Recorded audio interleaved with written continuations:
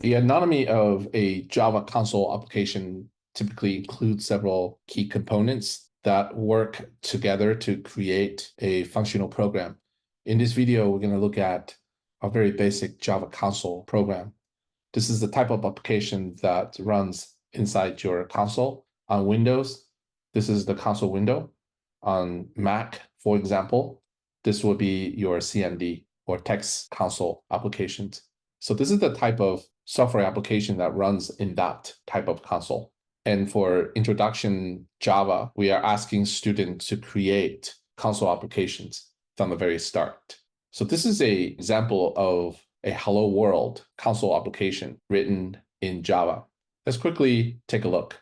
These blue dots represent line numbers, even though these numbers are not shown, to give you a sense of the number of lines that we have in this application. Starting off from the very top is where we make comments.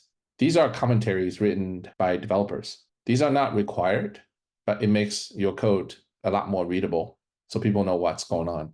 First off, you have multi-line comment using / start and the corresponding closing start /, meaning you can have multi-lines of text.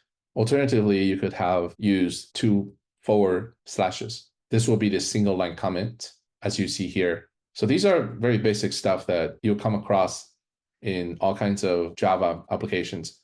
Several other programming languages, they make use of the same syntax for enabling commentary. Now, let's move on to the very next line. This is the import statement. The imports are used to bring classes and packages from other packages into the current scope. These packages, you can think of it as a directory of a whole bunch of other files. So it is very possible that your Hello World, maybe not Hello World, but other more complex Java applications may rely on several other Java files. They actually talk to each other through this bridge, this whole import statement. They're typically placed below the package declaration and above the class declarations, which brings us to the very next line, the class statement. This is how we declare class. And this class name is basically the name of your console application, Hello World. You can rename this Hello World to anything you like, and that would be the name of your Java console application. This is a little more advanced, but in a typical class declaration, it may contain fields or variables and methods that defines its behavior. For the sake of illustrating this Hello World, there is one static method. In the correct term, this should have been a function. Whenever you make something static, it literally makes it the only instance in this entire Java runtime when Hello World is run. By that, I meant whenever this entire Hello World is run, it has this exclusive main function or static main method initiated by this Hello World to run your code.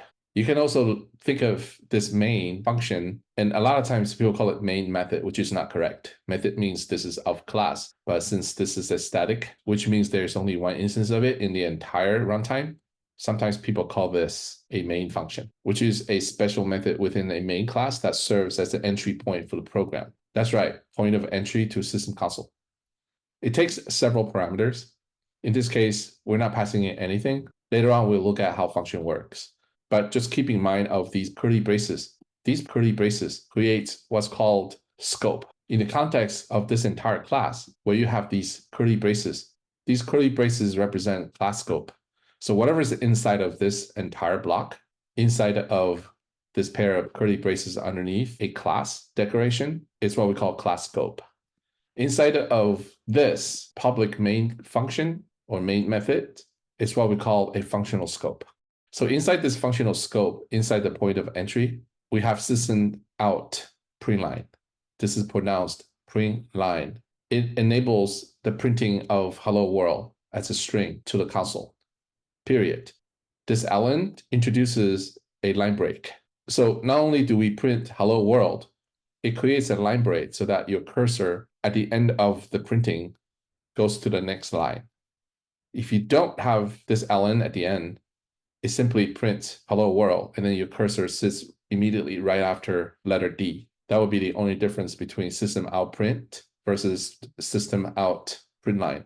So this is a quick overview of a Java console application. There's a lot of stuff that goes into this. For your first practice, you can ignore import course session. These are artifacts that comes with your specific developer environment, whatever you want to set up in the path of your hello world. Start up with this. This will get you to a hello world program at runtime. Just remember the name of your class, hello world, should be the name of your file. This should all be in your reading, but at a minimum, try to get your hello world to work. There might be other ways to write this. There's a lot of examples online and also in your textbook that talks about these things.